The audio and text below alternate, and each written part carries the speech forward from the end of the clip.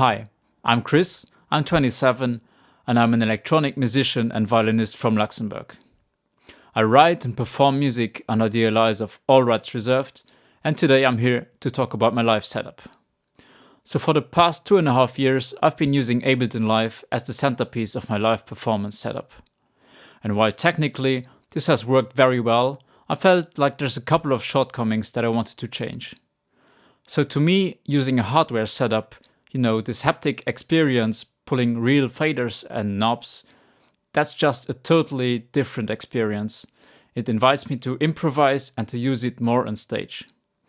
And I feel like using a laptop on stage, that creates some kind of distance between you, the artist, and your audience.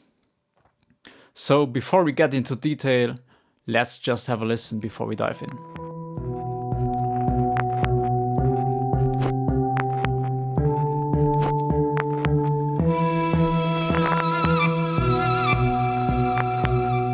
The use of violence to exercise and to preserve power remains a persistent reality in much of the world.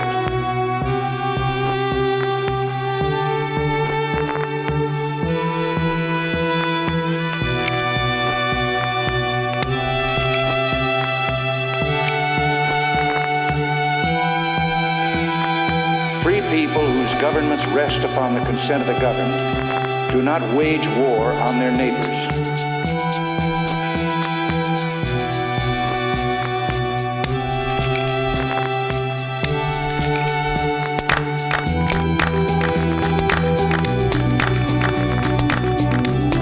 Free people that respect the dignity of the individual are not driven by the domination of others.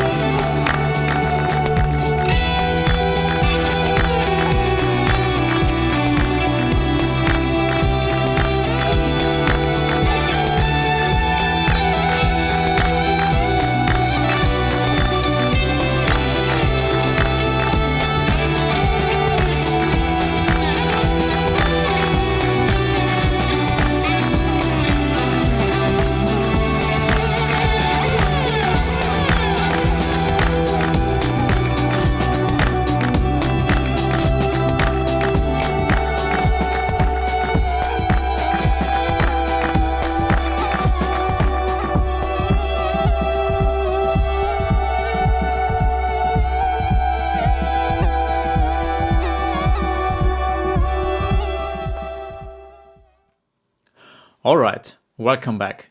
The song you just heard is pretty new, and I wrote it with this particular setup in mind, and I think that makes it a good example.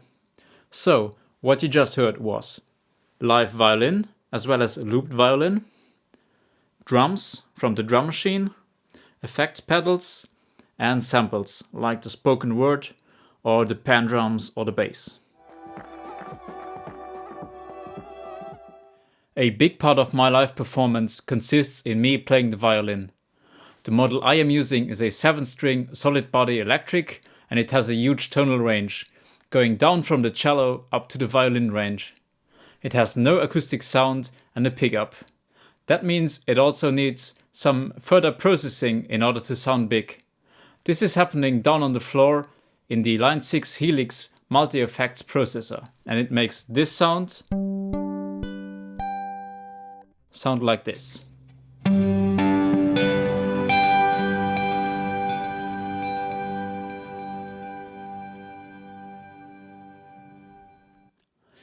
I am also using a technique called live looping. This allows me to record myself on the fly using a foot pedal, and this way I can create multiple layers of violin and string ensembles.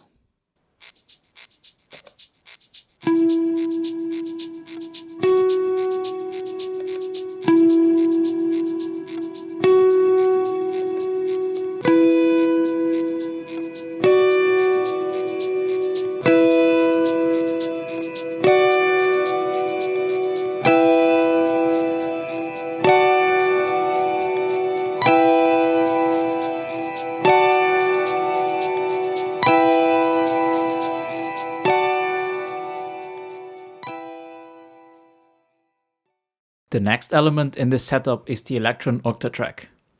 It is a sample player that allows me to bring all the other instruments from my productions onto the stage. Each of these buttons represent a specific part of the song. Part 3, for example, is a chorus section. Each of these buttons represent a track that holds a specific sample. Here's the pan drums, and here's the bass.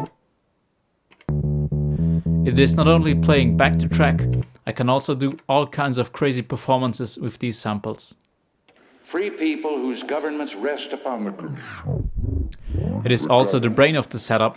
This means that it keeps all the other machines synchronized and in time using the MIDI protocol. All of the drums and percussions are coming from this drum machine, the Elektron Analog Rhythm. It is producing all the rhythmic elements in my songs, as well as playing back short percussive samples and loops.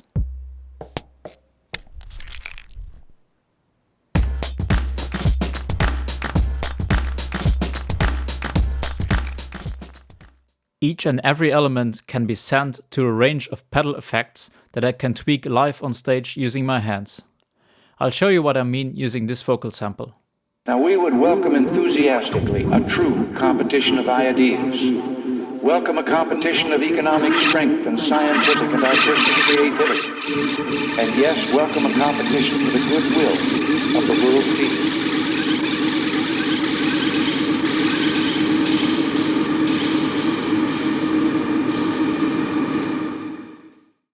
And lastly, there's the mixer, which is the last element in the chain, reuniting and combining all the sound sources.